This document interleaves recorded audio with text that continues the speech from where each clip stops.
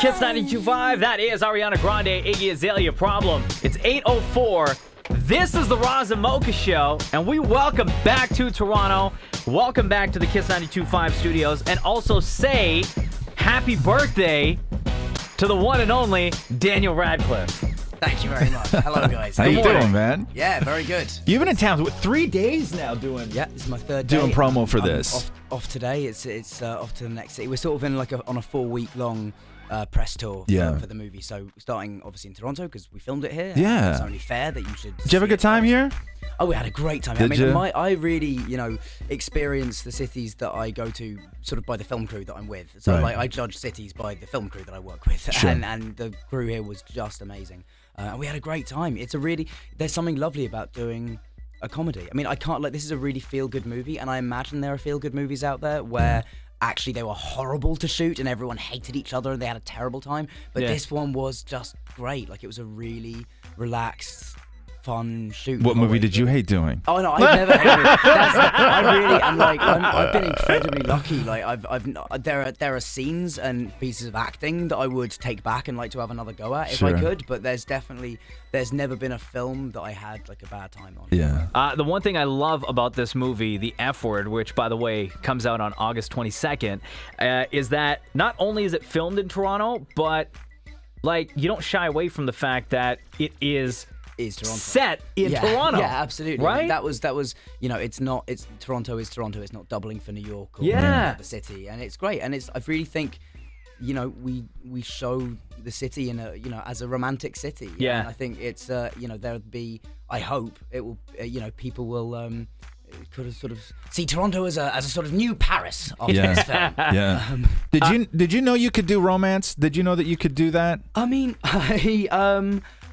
yeah, I mean, I guess there was never a point where I was like, oh, I won't be able to do that, or I feel weird. But like, I've always, and I suppose I didn't think of this as being like, it was more a chance to do the comedy than a chance to do the romance. And obviously, the relationship between Wallace, my character, and Zoe's character, Chantry, is great and key and incredibly sweet and warm. But I suppose the thing that initially got my attention about the script was how funny it was. Yeah. And the chance to do that, which I sort of, I did an episode of Extras a few years ago, but other than that, I've never done it's a any good comedy show. on screen. Yeah. Was it nice, a nice change to work on a film where you get to wear like normal clothes instead of sitting in, having to do makeup and then doing, dressing up in elaborate costumes. Don't you have horns in your next movie? I do have horns in my next movie as well after this, I mean, there was not, they only took like 20 minutes to put on though, that was alright. Oh, okay. That was better than you'd expect.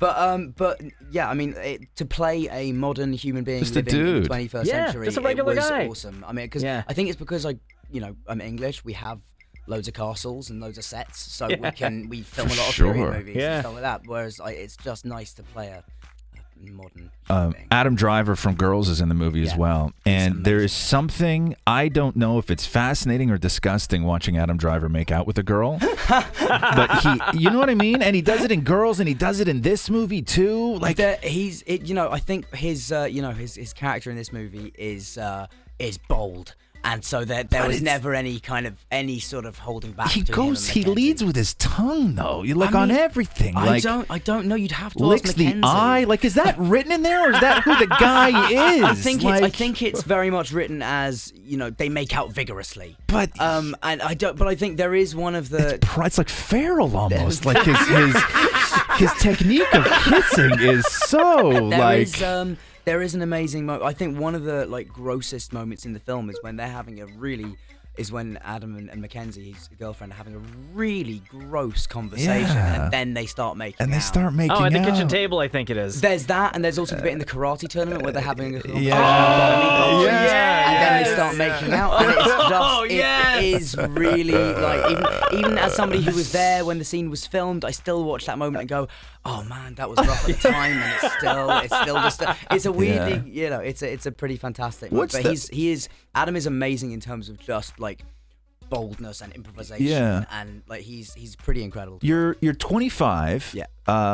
You presumably don't have to work financially. Right. You don't. Well, you don't have to fine, work. have to. I've done the same thing every day since I was 11, so I don't have to, but I really want to. You really want to. So I was going to say, so what's the motivation? When you are 25 and you're like, I could really just like take 10 years and... I mean, I think that I would be so bored. Would honestly. you really? Like, I can take some time, but I think a life of doing nothing and not working is, not something I'd be interested in. Like, I really do. I love my job and I love being on set and I love, the feeling of being in the middle of that group of people all working towards something. People always say, if I won the lottery, I would never work again. Yeah. You essentially won Powerball, right?